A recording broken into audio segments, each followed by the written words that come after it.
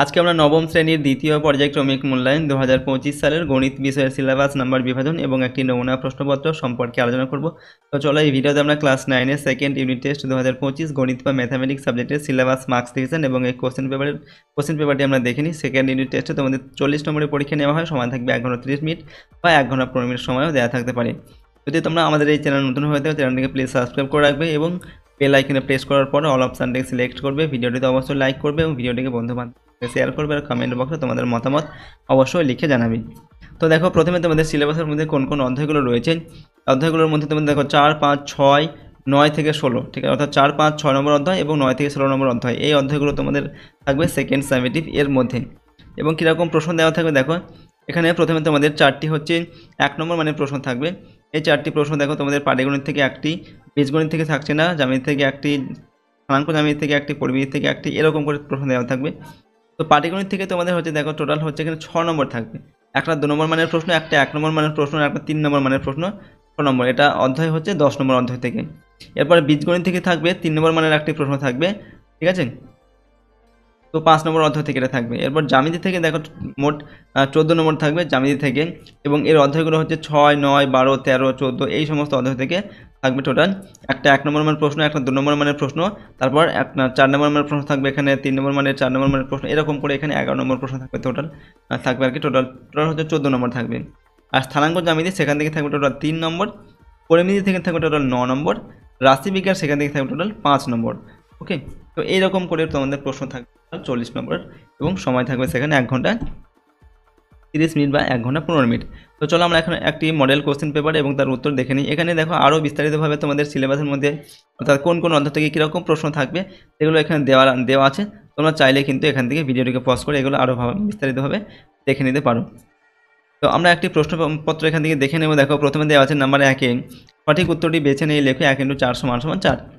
1 নম্বর দেখে এবিসিডি রম্বসের, এখানে দেওয়া আছে কোণ এবিসি সমান 40 ডিগ্রি হলে কোণ এবিডি এর মান কত? 50 ডিগ্রি, 110 ডিগ্রি, 90 ডিগ্রি না 120 ডিগ্রি। সঠিক উত্তর লিখবে 50 ডিগ্রি।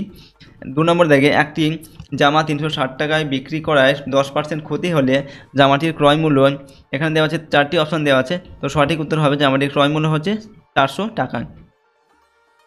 3 নম্বর হচ্ছে একটি বৃত্তের কেন্দ্রের স্থানাঙ্ক হচ্ছে 0,0, বৃত্তের পরিধির উপর অবস্থিত একটি বিন্দুর স্থানাঙ্ক 3,4 হলে বৃত্তটির ব্যাসার্ধ হবে 5 একক, 4 একক, 3 একক না কোনোটি নয়। সঠিক উত্তর 5 একক হবে।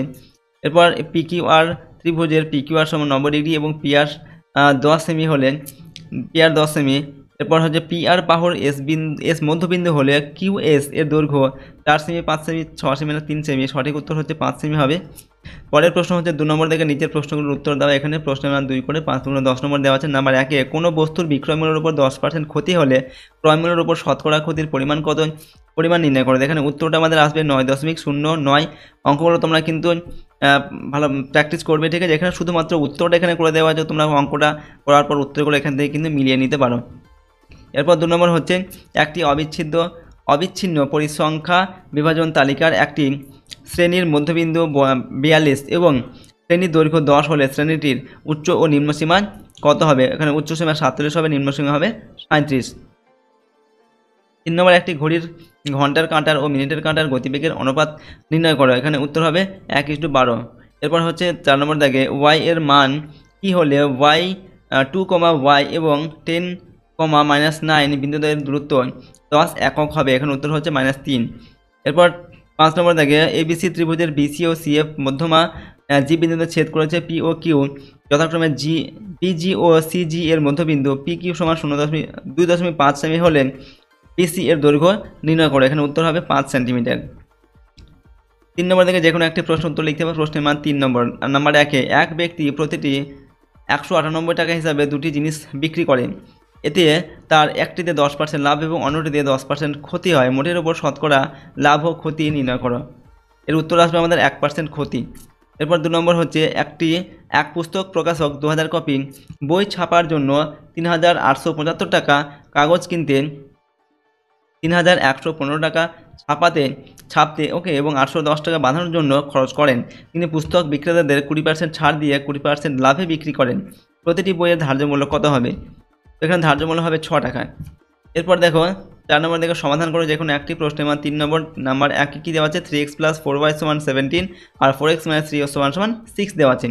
এখানে সমাধান আমাদের x এর মান হবে 3 এবং y এর মান হবে 2। এরপর নাম্বার 2 এ দেওয়া আছে x + y/xy = 3 এবার x - y/xy = 1। এটা সমাধান x = 1 হবে, y = হবে 1/2। এরপর দেখো নাম্বার 5 এ যে কোনো একটি প্রশ্নের উত্তর দাও। প্রশ্নের মান 4 নম্বর দেওয়া আছে। নাম্বার 1 এ প্রমাণ করতে হবে কি যে সকল সামান্তরিক একই ভূমি ও একই সমান্তরাল সরলরেখা যুগলের মধ্যে অবস্থিত তাদের ক্ষেত্রফল সমান, এটা প্রমাণ করতে হবে। নাম্বার 2 প্রমাণ করে যে কোনো কোনো ত্রিভুজের যে কোনো একটি বাহুর মধ্যবিন্দু দিয়ে অঙ্কিত দ্বিতীয় একটি বাহুর সমান্তরাল সরলরেখা তৃতীয় বাহুকে সমদ্বিখণ্ডিত করবে বা সমদ্বিখণ্ডিত করে। ওকে,